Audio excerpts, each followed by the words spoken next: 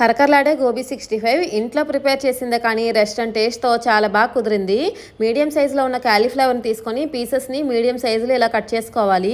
Gas on చేసి stove పైన పెద్ద గిన్నెలో వాటర్ వేసి మరగనివ్వాలి. ఇందులో మనం కట్ చేసి పెట్టుకున్న క్యాలీఫ్లవర్ పీసెస్ని వేసుకోవాలి. ఇందులోనే చిటికెడు పసుపు, 1 టీ స్పూన్ సాల్ట్ కూడా వేసి 2 to 3 minutes పాటు క్యాలీఫ్లవర్ పీసెస్ కొంచెం సాఫ్ట్గా అయ్యేంత వరకు కుక్ చేసుకోవాలి. ఓవర్గా అయితే అసలు కుక్ చేసుకోకూడదు. ఇప్పుడు క్యాలీఫ్లవర్ పీసెస్ని వాటర్ లేకుండా స్ట్రెయిన్ చేసుకోవాలి.